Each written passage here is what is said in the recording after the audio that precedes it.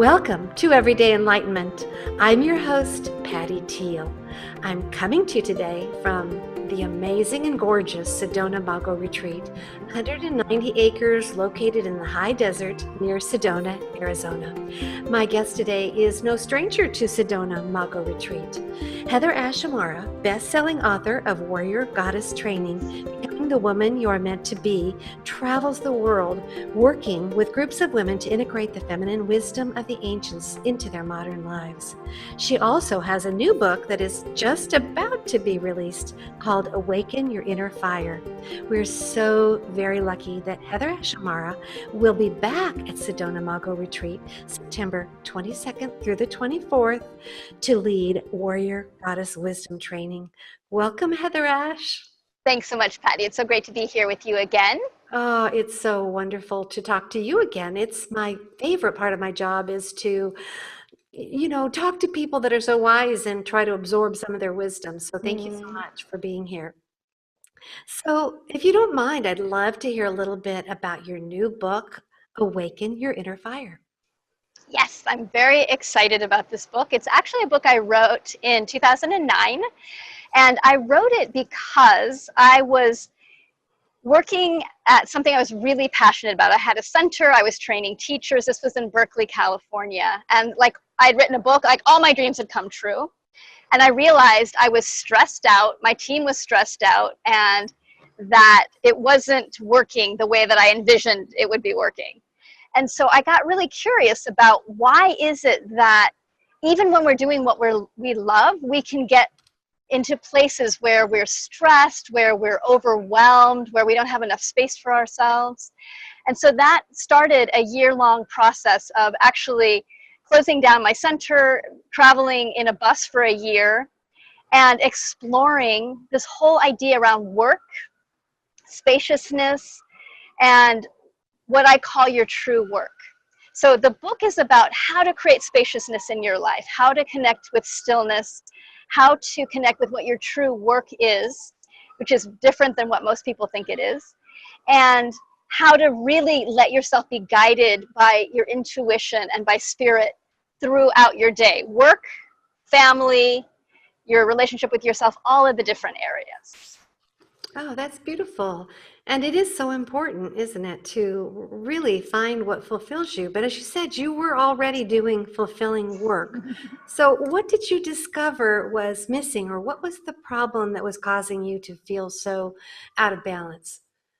What I recognized is that I had a lot of deep agreements around work and what work meant, that there was places where I felt like you have to push to get things done, and that I always needed to be busy. And again, these weren't conscious, these were deep unconscious agreements. And so as I started unpacking it, I really saw that so many of us are keeping ourselves busy because, one, we think we're supposed to be busy, and two, because there's things that we aren't willing to look at. Like, we have an emotion that arises, and instead of being with that emotion, we jump into being busy. So it's something that our culture right now is really struggling with, I think, the level of distraction and the level of busyness. And that idea of I'm busy has almost become like a badge of success. When somebody says, "How are you doing?" "I'm really busy." And what I would love for us all to do is people say, "How are you doing?" "I'm really calm and centered, thank you. I'm doing great. And I'm passionate about what I'm doing." Yeah, that's lovely. And we almost feel guilty if we're not doing something. Like, what are you doing? Oh, I'm laying on the couch. Like there's something wrong with that. Wrong with that, exactly. Yeah, uh-huh. So, yeah. mm-hmm. And there's this idea that we have, sometimes I talk to people that suffer a lot because they feel like they're not doing their purpose. Mm-hmm. And they feel like they need to be doing their purpose. And I've seen people suffer around this a lot. And so I felt into it, and I came up with this idea of what I call our true work. And your true work is the one thing, the one word, the one quality you're here to embody. And so it's not about what you're doing in the world necessarily, though they always overlap in some way. But it's about what do you feel like your gift is to bring to the world. It's not something you know how to do or you've mastered. It's something you're learning. So one word. So for some people, their true work is compassion. For some people, their true work is love. For some people, their true work is presence. And your true work is something, how you know it's really your true work, it's something you can do with in a place that you love doing, and it's something you can do when you're doing something like picking up dog poo in your backyard. So if you can do your true work, like I'm going to practice loving picking up dog poo, that's doing your true work. And what that means is that everywhere in your life, you get to practice your true work. And it just rearranges the way we think about work. It's really beautiful in that way. That is, because people may not have their dream job and yet they feel they need to keep it to support their family or for whatever reason. Yeah. But if they can bring these qualities into it, then they really are bringing a wonderful gift to everyone that they run across. Yes, exactly. And then they're using their job, what they're doing in the world to benefit themselves, to work their spiritual path, their healing path, as well as to benefit everyone else. Yeah. You mentioned that a lot of times people have the inner voice that says, I'm not enough. I'm not enough. And so do you help people, and women in particular? I know you really focus on helping women to squell that voice. Yes, and that's such a deep agreement that many women especially have. That is part of what keeps us busy and keeps us uncentered and keeps us caretaking everybody else, trying to prove ourselves, comparing ourselves. And so this idea of coming back to aligning with ourselves. So often that voice of I'm not enough is because as women, we've created this image of perfection of who we think we're supposed to be. And that we then compare ourselves to this image of perfection. And we can never win. We're always feeling not enough compared to what's perfect. And the truth is, even if you became perfect in that judge's, critic's eyes, it would change the rules. So to come back home, I feel like my work is really to help women to come back home to themselves, to let go of that sense of I need to be perfect, and really get curious about who am I now? How do I become intimate with myself? How do I nourish myself? How do I become my own best friend and my own ally? And that is very deep work for women that I feel like we're really being called to do right now, because we need to bring our gifts into the world. We're so needed in these times. Yeah, you mentioned who am I now? So that changes somewhat throughout your lifetime, doesn't it? Although I know your soul is still your soul, but how can that change over your lifetime? It absolutely does. And often we have an old image of ourselves. We haven't even caught up. So we're still holding ourselves the way we were when we were 18 or 30 or whatever. And so this idea of coming home to ourselves is about really finding out who am I today, not who was I or who do I think I'm supposed to be, but really who am I now, and being curious about that. That's really interesting because I think maybe that's why people have so many problems over the holidays when they go back to visit their families, because their families remember who they were. And, you know, people change and they grow up, and, you know, their goals and ideas and dreams change. But the people that you knew way back when still have this other picture of you. Yes, yes. And we then often get pulled back into that picture. Mm-hmm. If you don't have an attachment to that, you would just be like, oh, that's fun. They see me that old way, but that's not who I am. And you would just hold steady with who you are now. And people would then catch up, Uh-huh. you know, most of the time, or not, but it wouldn't bug you then. If they didn't catch up, it'd be like, oh, that's okay. They don't have to see who I am. I know who I am. Yeah, that's true. That's really very wise. Yeah. So I want to just mention that you're on a rooftop and we are hearing a lot of sirens. What city are you in? I'm in New York. This is my view. It's a great view, but there's a lot going on. Oh gosh, I will mute when I'm not talking. It's so funny. No, don't worry. It's New York. This is authentic, live New York City. Authentic live, and we're all about authenticity. So I know you're very well known for the fire walks at retreats, and when you come to Sedona Mago retreat, I haven't seen one yet, but I really want to, or maybe even take part in one. What are they all about? Why do you do the fire walk with your retreat participants? I've been so blessed to be facilitating firewalks for about 30 years now, and I just absolutely love them. And the firewalk is a very experiential way for us to realize how we limit ourselves and to break through those limitations really quickly. So whether you walk or not, the firewalk's a ceremony, and really humans have been in relationship with fire and walking on fire since we first started engaging with fire. So long, long history of fire walking. And one of the first things that we learn as kids is that fire burns. And that's an agreement that we make, and which is true. And yet, sometimes fire doesn't burn. And so the first time you witness a fire walk or you participate in a fire walk, that agreement that says fire always, always burns gets shattered. And what happens is every agreement you've made since then suddenly becomes suspect.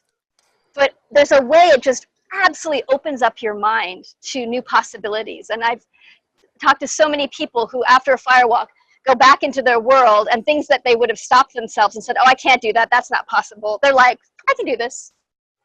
Boom. Yeah, that's so true. I haven't had that experience, but I've had experiences where you go, oh my gosh, well, if that's true, something I thought was never true, then what else in the world am I not aware of that are possible, even though I had no idea they were possibilities. So it really opens you up to see something like that, doesn't it? It does. Yeah, it's a beautiful ceremony. It's also a great marker just to be around fire with a group of people. It's a beautiful transition ceremony of what do I want to let go of and what do I want to step towards. Absolutely. Has this been a progression, for you personally and for what you're writing about, from the warrior goddess training to awaken your inner fire? How does that come together in your life?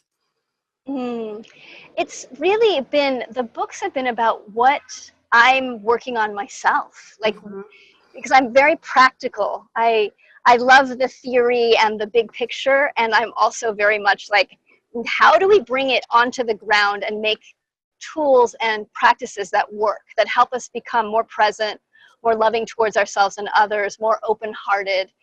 And so the books that I write are from experiences and classes that I've taught, and ways that I've been engaged with myself, using myself as the experiment, and with other people, of seeing what works.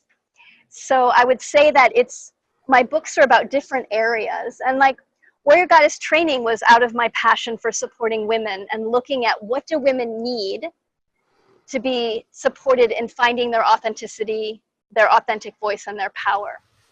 And then Warrior Goddess Way came out of that book because I started getting a ton of questions and women sharing the places they were struggling. And so then that book was a real way that I then answered what was the hottest topics or the most difficult places that women were struggling with. And then Awaken Your Inner Fire has been really from my just deep query and questioning and exploration around how do we do this work thing in a good way? How do we weave spirit and work together so they're not separate? And how do we manage our energy so that we're, at the end of the day, we're full and we're creative and we feel alive rather than feeling drained and exhausted and overwhelmed all the time? Yeah, I really appreciate that you are a realist. I know I haven't read your entire book because it's not quite out yet, your new one, Awaken Your Inner Fire, but you do mention it's not like these teachings are going to make life an even keel, because we're always going to have challenges, but the tools that you give really help people have resilience so that they can get through it and maybe start fresh, start anew. Is that right? Yeah, yes, absolutely. And resilience is such a great word, of helping people get more centered in themselves, steadier, because it's true, there's going to be obstacles in our lives. We're in human bodies. We're going to have death in our life. We're going to have endings. We're going to have challenges. And it's not about avoiding those things. I feel it's about really turning to face the challenges in our life from the point of view of open-hearted presence, and allowing the obstacles to help us grow.